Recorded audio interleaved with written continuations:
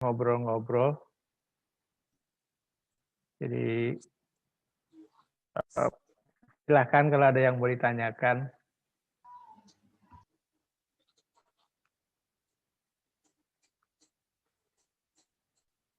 Halo, silahkan. Nggak ada anak Ramadhani mau tanya?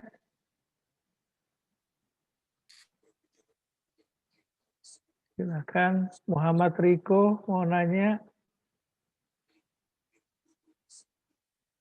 Kristina, halo Kristina.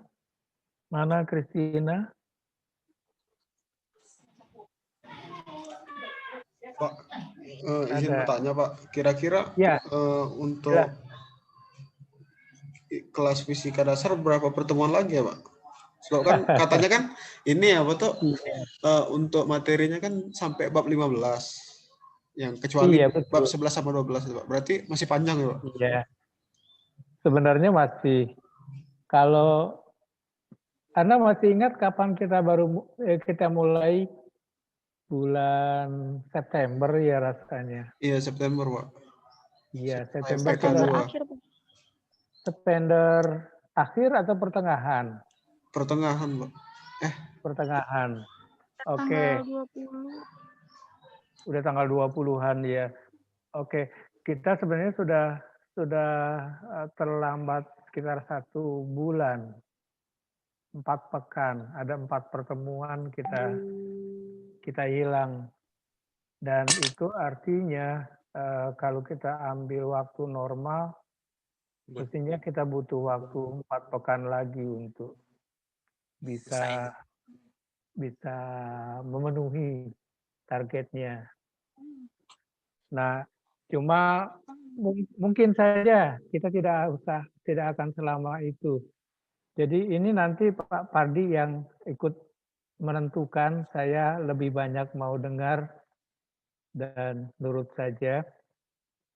Jadi sederhananya kita akan usahakan selesaikan bab-bab yang dibutuhkan. Hari ini kita akan mengulang sedikit bab 9 tentang keseimbangan dan kekuatan bahan, elastisitas dan fraktur. Lalu kita akan segera masuk ke bab 10 tentang fluida. Lalu mulai besok kita akan habiskan fluida. Jadi pertemuan pekan depan kita harapkan mulai masuk termodinamika bab 13, 14, 15. Barangkali kita akan butuh paling tidak 2 pekan lagi. Pekan depan bab 13 dengan 14 katakanlah, pekan lusa bab 14 dengan 15. Kira-kira gitu, supaya kita bisa penuh sebanyak 13 bab. Ya Ahmad ya. Iya Pak, terima kasih Pak. Iya, tapi sekali lagi nanti Pak Pardi yang akan lebih tepat menjelaskan itu. Saya tidak cukup tahu kalau ada perubahan kebijakan tentang batas waktu perkuliahan. Silakan kalau ada yang lain. Fatimah, ada pertanyaan? Silakan. SFD bisa materi momentum atau materi gerak melingkar, Pak? Apa tuh? Apa? Fatimah? Materi gerak melingkar atau momentum? Tes fisikanya kapan? Tesnya kapan rencananya? Tahu? Besok? Masih tetap besok ya? Iya. Iya. Jadi, ya oke. Yang saya perkirakan, karena ini yang ngatur langsung kakak Anda ya, Kak Aziz dengan Kak Tommy, jadi nggak usah dengan saya, nggak apa-apa langsung. Tapi Anda ini apa namanya sepakat sesuai dengan target sedapat mungkin tiap bab itu ada tesnya. Jadi kemarin setahu saya sudah 5 atau 6 bab. Ya, sampai bab 6 kalau tidak salah sudah selesai. Bab 7 itu kelihatannya dilewati karena waktu itu kita apa namanya?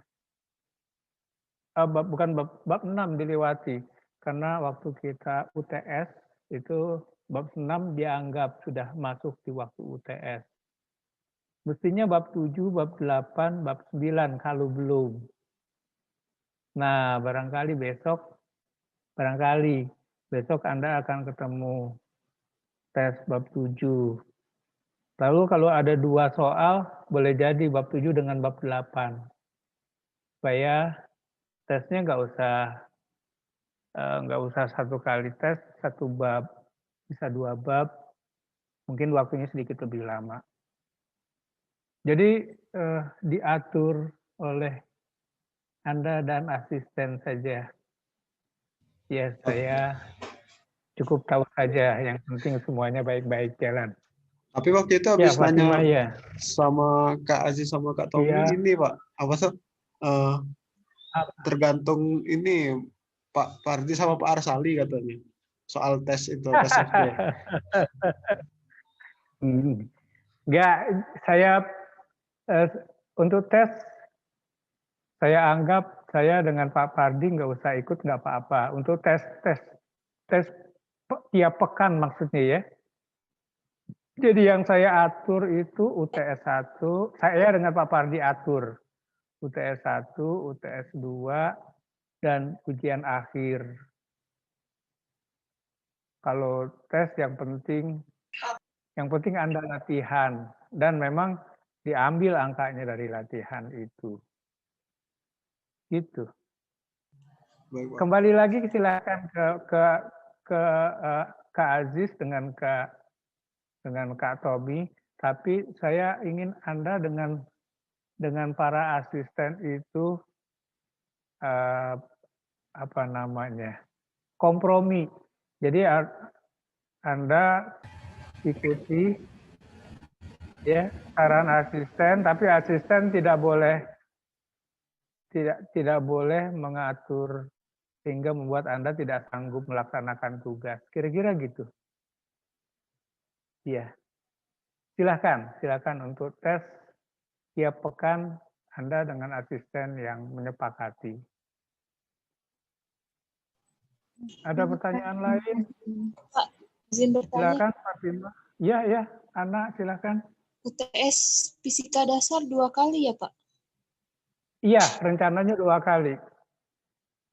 Jadi ITS fisika dasar yang kedua itu akan apa namanya? Mengupas bab 7 ya, mulai dari momentum linier, bab 8 momentum sudut dan dinamika benda tegar itu, bab 9 yang baru saja atau yang masih sedang kita pelajari, bab 10 Wida, dan bab 13 sampai 15. Jadi UTS 2 setengah bagian kedua. Kira-kira gitu ya. Kapan dilaksanakan? Kalau bisa sih segera, paling lambat 2 pekan lagi, segera setelah apa namanya, bahan yang dibutuhkan sudah dianggap selesai. Gitu. Ada lagi, silahkan. Silakan, Anak. Jam, Pak. Bagaimana? Apa tidak ada tambahan jam, Pak, di luar jadwal? Begini, kalau kuliah cukup sebanyak yang sudah tersedia di jadwal. Tapi kalau Anda mau nambah, silakan sepakati dengan asisten saja. Kalau Anda pengen nambah, minta diajarkan Pak Pardi misalnya, hubungi Pak Pardi saja secara pribadi, jangan sungkan. Ya, Anda bisa kontak lewat WA grup, santai aja pokoknya. Pak Pardi mau nggak mau, Anda tawarkan aja dulu, ya. Kalau saya, yang pertama saya udah kecapean, saya udah tua, jadi saya nggak sanggup terlalu banyak ngajar. Yang kedua, kalau toh memang Anda serius, Anda boleh saja minta waktu saya khusus. Tapi waktunya mungkin jadi lebih bebas kalau dengan saya. Boleh jadi di hari libur, ya, hari Sabtu atau hari Minggu, atau di malam hari yang Anda merasa cukup santai untuk belajar. Itu. Dan Terima kasih, Pak. iya. Dan kalau Anda mau lebih baik Anda ngajukan dulu soal yang ingin ditanyakan, lalu kita bahas soal pada saat itu. Bahas solusinya pada saat itu. Kira-kira gitu ya.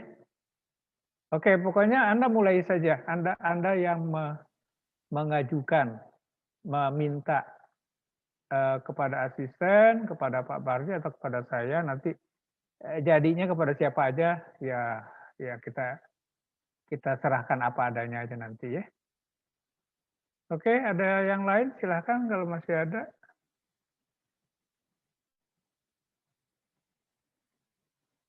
Oke, kalau nggak ada kita membahas beberapa contoh sederhana bab 9 ya. Kita lihat Ahmad Prizar ini direkam ya, tolong ya. Ya Pak, ini sudah direkam Pak. Terima kasih. Saya coba bahas sebentar. Kita lihat Giancoli dulu ya. Oke, ini ada beberapa contoh soal dan saya akan berikan gambaran supaya Anda paling tidak punya pengalaman. Soal yang mungkin kelihatan sangat sederhana, tapi Anda yakinkan Anda bisa atau tidak, misalnya soal ini. Ini mana yang lebih baik, ini atau ini? Lalu alasannya apa? Ada yang bisa menjawab, yang kiri atau yang kanan? Jadi ini tanggul untuk menahan supaya tanah ini jangan longsor. Yang kiri atau yang kanan yang lebih tepat? Yang A atau yang B yang lebih baik? Anjir belum. Yang mana? Ada yang bisa jawab? Nggak tahu. Apa ukurannya? Itu lebih baik ini, lebih baik dari ini, atau ini lebih baik dari ini. Nah, saya akan coba lihat gambarnya ya. Kita lihat contohnya. Mana soalnya? P3. Ini bisa kelihatan. Ini bukan gambar yang tadi. Iya. Saya mau pindahkan dulu gambarnya. Bentar ya.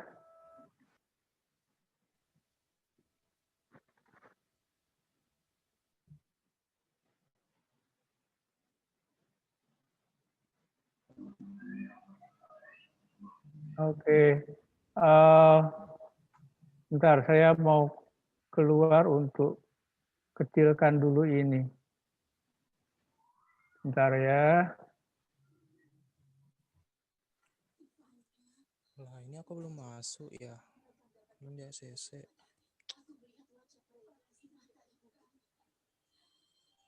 Oke. Cuman 2 layar ya.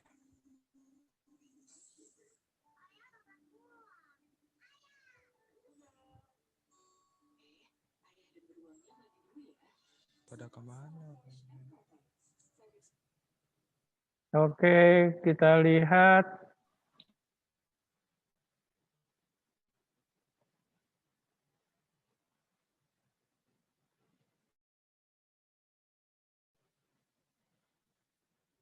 Ini ya. Ini kita lihat beda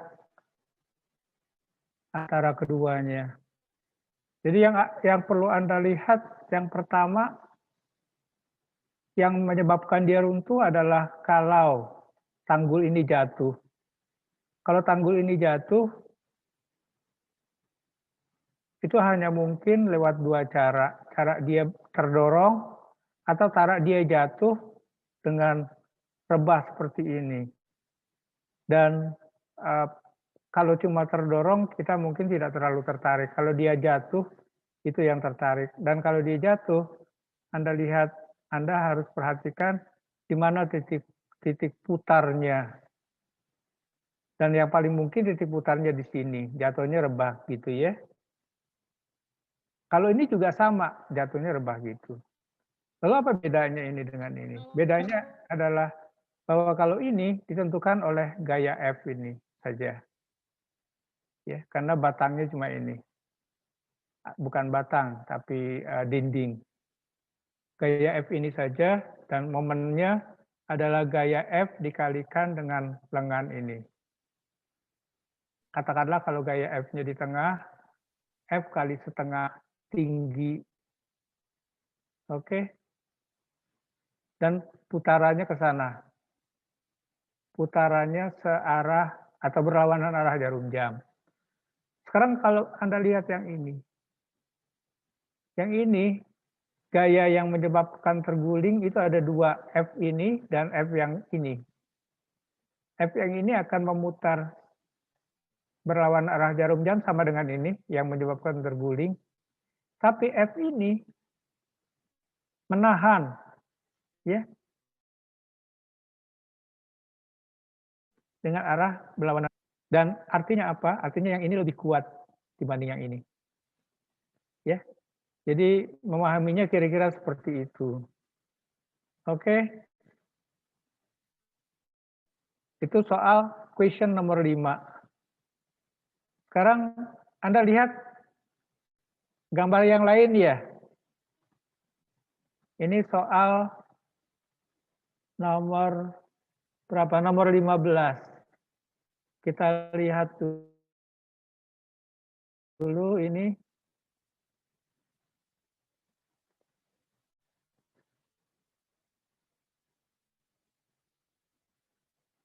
Ini ya. Ini. Pertanyaannya apa? Mana yang lebih stabil?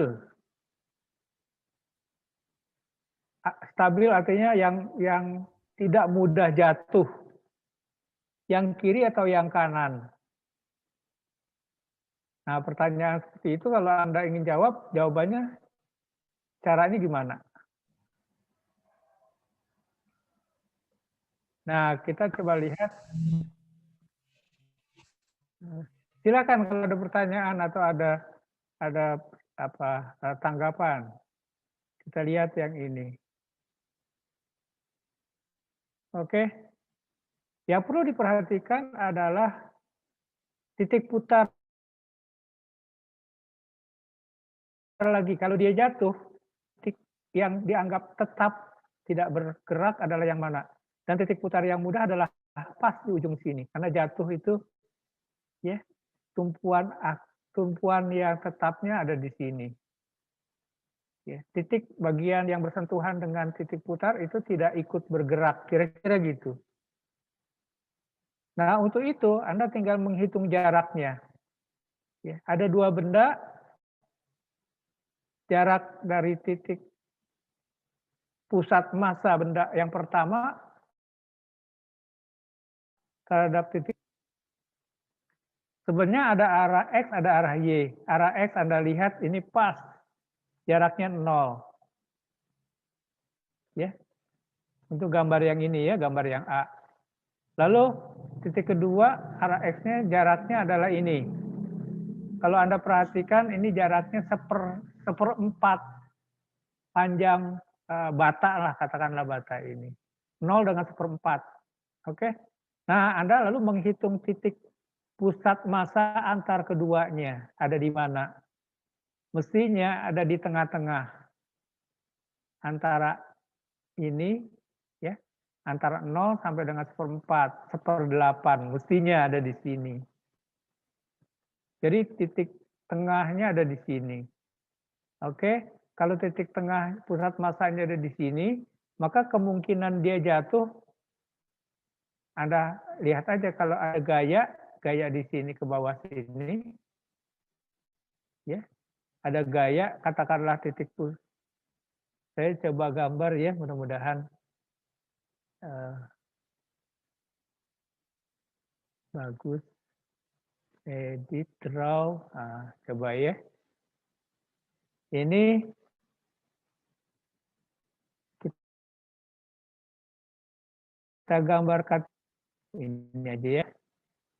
Titik tengah, katakanlah titik tengah adalah titik pusat massa antara keduanya, katakanlah ada di sini. Ya. Jadi lalu ada gaya apa? Gaya berat yang menyebabkan kemungkinan dia jatuh adalah cuma gaya berat. Gaya berat katakanlah ini.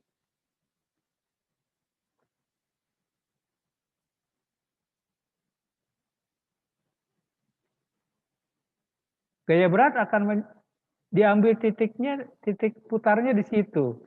Jadi gaya berat akan menyebabkan momen gaya berputar ke arah sana, ke arah jarum jam.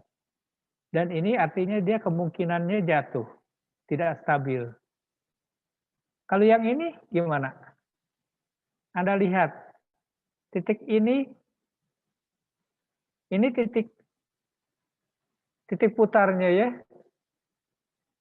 Nah, benda satu jaraknya di sebelah kiri. Ini 1/4 dari sini ke sini 1/4. Oke. Benda dua jarak dari sini ke sini 1/4 juga. Maka titik pusat massa antar keduanya kira-kira di tengah-tengah ini juga.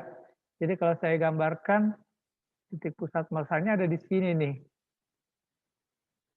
Ya. Antar keduanya. Titik pusat massa mestinya ada di garis lurus antar keduanya dan kira-kira di tengah-tengahnya. Oke. Dan W-nya juga ini. W-nya ini. Oke. Dan dia dihitung dari titik ini. Anda lihat W ini jaraknya 0. Jadi yang ini tidak menyebabkan terjadinya torsi. Ini ada torsi searah jarum jam, ini tidak ada torsi. Jadi ini yang lebih stabil. Ini yang lebih stabil dibanding ini. Nah, hal yang seperti ini bisa lebih sulit gambarnya. Anda lihat di soal yang lain, nanti kita lihat di soal ini ada soal problem 39. Problem 39.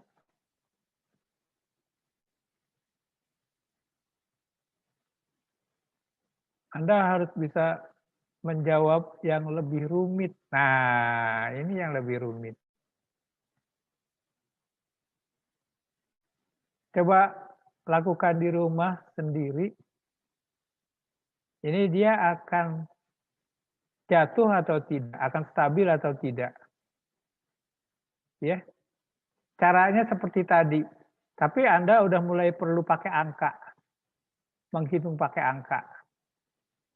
Kalau yang tadi digambar aja lebih mudah. Kalau yang ini lebih perlu angka. Lebih sulit dari ini dan lebih nyata ini. Ya. seperti bangunan kubah. Atau kalau Anda lihat jembatan zaman dulu, bentuk lengkungannya seperti ini. Dan ini menyebabkan bata tidak jatuh. Anda perhatikan kalau diambil setengah saja, dia kemungkinan jatuh. Diambil setengah sebelah kiri saja. Kalau diambil setengah sebelah kanan saja, kemungkinan juga jatuh. Tapi kanan dan kiri itu saling menguatkan untuk saling mendorong sehingga dia tidak jatuh. Ya. Jadi perhitungan yang ini lebih rumit, tetapi secara umum perhitungannya sama.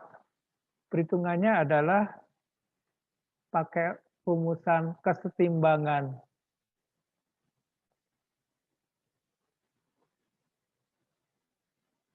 Hitungannya adalah rumusan kesetimbangan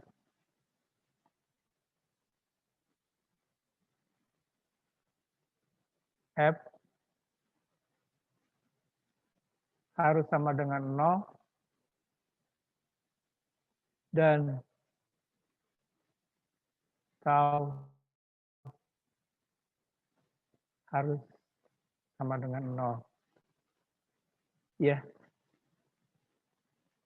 Kalau dilihat seperti ini, boleh tidak sama dengan 0.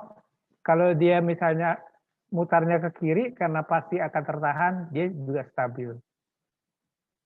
Ya. Kalau dia mutarnya ke kanan, itu pasti dia jatuh. Anda bayangkan kalau semua bata ada di sebelah kanan sini, ya dia pasti stabil. Dan sebenarnya kalau dihitung, Anda akan tahu bahwa rumusan seperti ini masih akan tetap berlaku. Supaya dia tidak jatuh atau tidak bergeser. Ini bagian yang ini menyebabkan pergeseran, geser ya. Geser.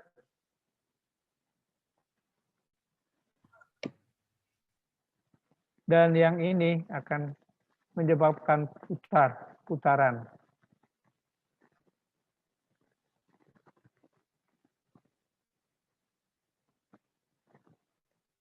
Gitu ya.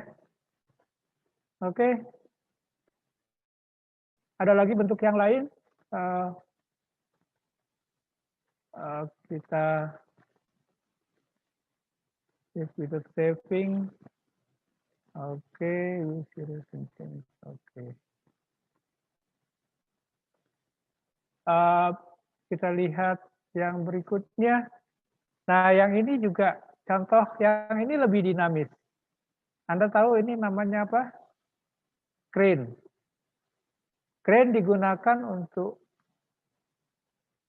mengangkat barang ini dan memindahkannya. Ya. Anda tahu bahwa crane tangan yang sebelah kanan ini bisa bergeser, bisa ke sini, bisa sampai sini, bisa ke sana karena barang ini bisa digeser mendekati sini atau menjauhi sebatas maksimum di sini. Ya. Oke. Dan bagaimana mekanisme kesetimbangannya? Pokoknya sedemikian rupa antara massa yang ada di sini dengan massa yang ada di sini itu akan menyeimbangkan. Ya, menyeimbangkan dalam konteks ini adalah pada torsinya harus sama dengan 0. Jadi kalau kita bayangkan kita akan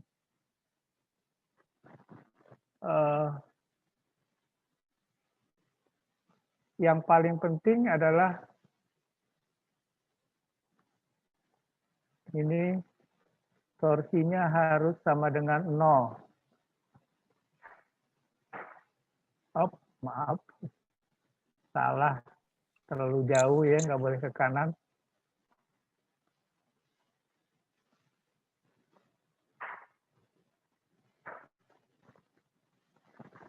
Oke. Dan itu artinya Anda lihat kalau dia berputar, titik O-nya di sini, titik putarnya ada di sini. Oke, kita lihat ini titik putarnya.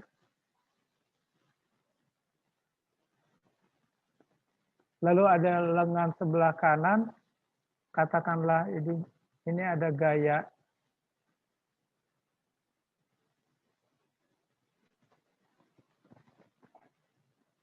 W beban ya, W beban.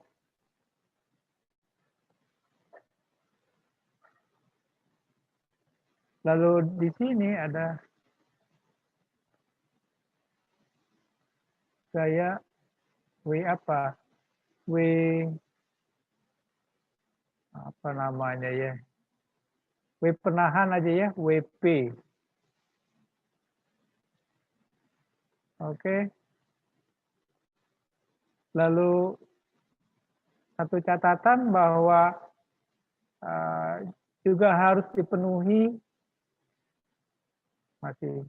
ini masih belum lengkap, dipenuhi sigma F-nya harus sama dengan 0.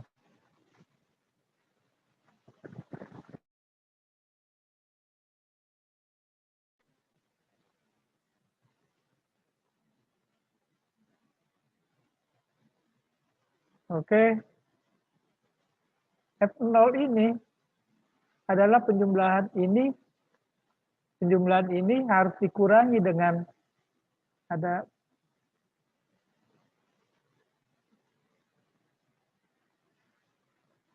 ini.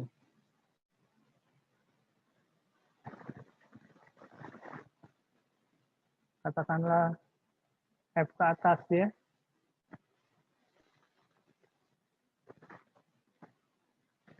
Gitu. Jadi ini adalah F ini positif, dikurang F ini negatif, ke bawah dikurang F W ini. Harus sama dengan 0. Oke.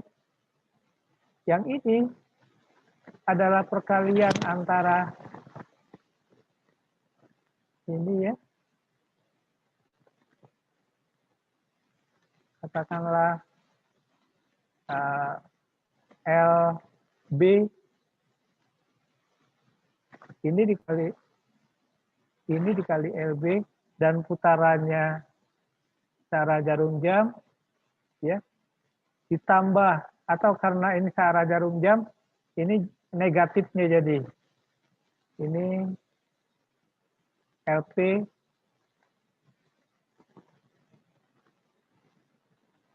WP kali LP. Oke. Seharusnya ditambah lagi ini dikalikan lengannya, tapi karena ini tepatnya ada di titik pusat, ini 0. Jadi bagian ini 0 kali ini nggak berpengaruh. Jadi Anda lihat ini kali ini harus sama dengan ini kali ini. Masuk ke sini.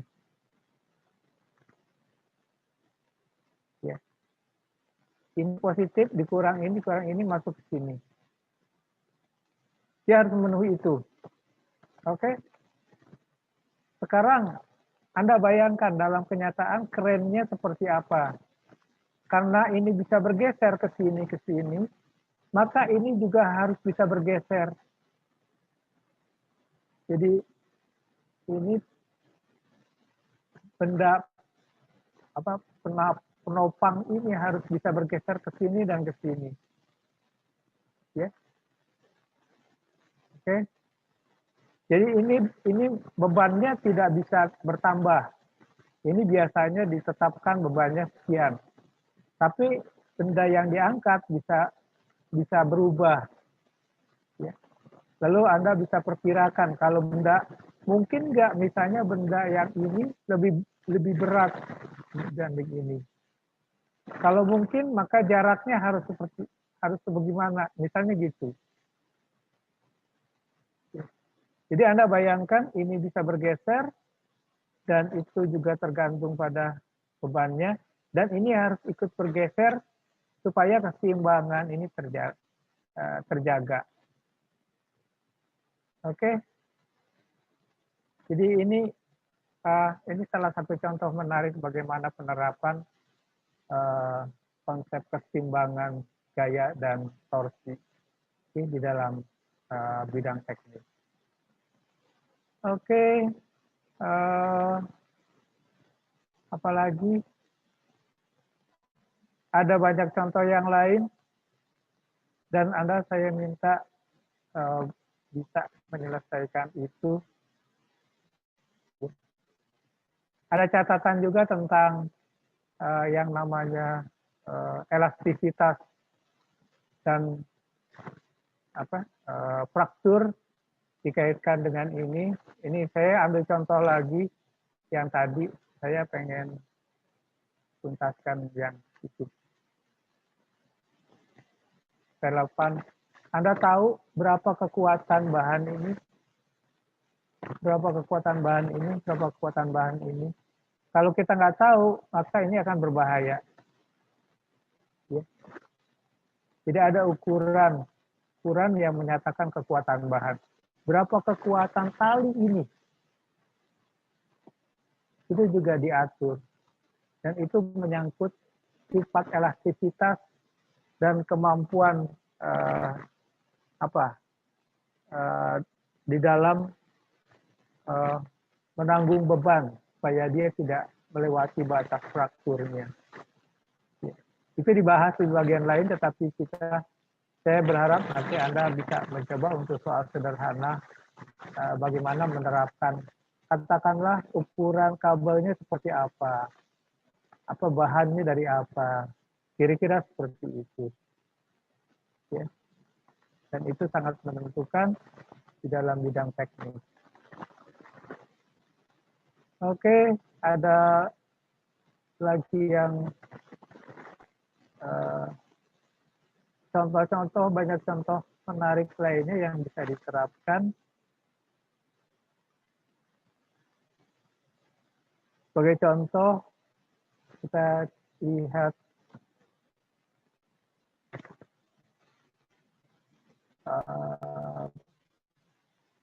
contoh ini. Kalau Anda perhatikan bagaimana menggambarkan ini,